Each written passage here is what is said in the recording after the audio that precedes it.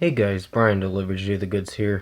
I'm returning to you for another album review. This is the second to last album review I'm doing this Friday, and it's for Halsey's new album Maniac that I'll be reviewing. So I'm gonna discuss what I listened to and let you know my thoughts on this album. So let's dive into this review. Now, I only got to hear it a few times, but what did I really think of this record? Well, it's not bad. I think the only terrible songs on here was Suga's Interlude and You Should Be Sad was the worst thing that I've heard from this record. Clementine's alright. It's not great, but it's okay.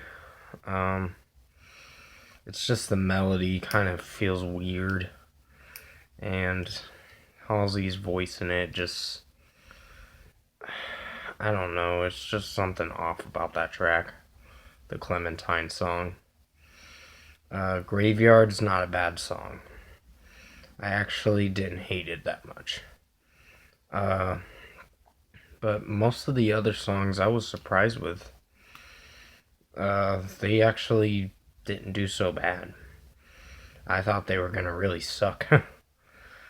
But no. I think the only one that threw me off a little was Atlantis' Interlude, and that one was average. It was alright. It's not the best thing I've heard, but she's kind of a mediocre artist. I know I said I did a Reason Why episode on Halsey like about 2 years back, and almost 2 years back, and kind of trashed her and saying, oh, she's not a great artist.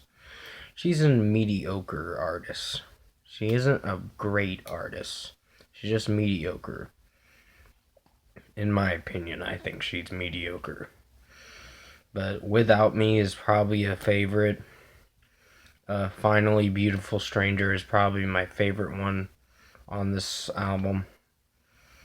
The other songs got like 4 out of 5s and 3.5 out of 5s. And the only song that you should avoid is You Should Be Sad. That song is skippable. When I first heard it, I was like, oh god, this is a country pop song. This is going to be terrible. And it really was. Killing Boys was a weird one. I wasn't that crazy about it that much. More Still Learning and 929 were really good closing songs to the album. 3 a.m. surprised me with when she cussed in it and pick up the fucking phone is what she said. And I'm like, damn, I didn't think she'd say that. I was like surprised with that lyric, but I still enjoyed it. Without Me's kinda has a emotional breakdown in the song. The breakdowns in it are pretty good. Well, I wouldn't say there's like a pop breakdown or whatever, and it works pretty solid, I guess. Forever is a Long Time was another track that I really did enjoy. I never got to talk about the first track, the opener. Yeah, that wasn't a bad one. It's not my personal favorite, but it's not bad. Sorry that it took me a while to make this review.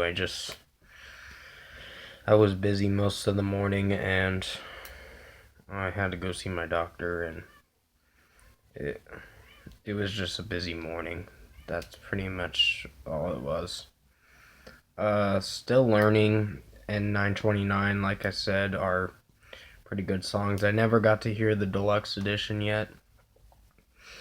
I probably won't be hearing the deluxe edition because it's an overseas deluxe edition and a Japanese deluxe bonus track. So I'm kind of disappointed that it's not gonna be on the closing of this record, but it's whatever. Graveyard is not a bad single either. I really did enjoy that one. Mostly enjoyed it. I wouldn't say it's my favorite, but it's not bad. Overall, this record is fairly decent. It's nothing great, but it did alright for what it was going for. Sorry, that's one of the cats meowing. Yeah, most likely I see myself coming back to this record a few times when I want to listen to something mellow. But for the most part, I think the only song that really sucked was You Should Be Sad and Suga's Interlude. With the BTS guy rapping in that song, it was terrible.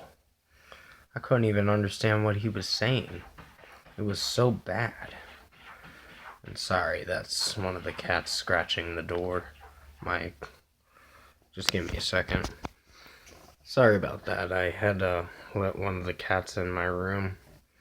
But for the most part, this album isn't too bad. Is it the best thing I've heard this year? Not really, but I think she did an alright job with this record. Out of 10, I think I'm gonna give this a 7 out of 10. It's a decent record. It will be on my decent to good albums of 2020. So, expect to see that in that list. Expect to see this album in that list when I do my year-end videos, which isn't for a little ways, so it's still the start of the year.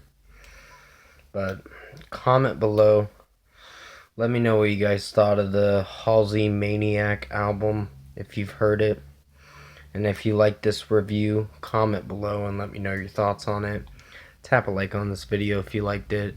Subscribe to my channel if you can to support the channel. I will be returning to you for Mac Miller's Circles album review. Sorry that I'm breathing a little heavy. It's just, I gotta take certain medicine to help me feel better.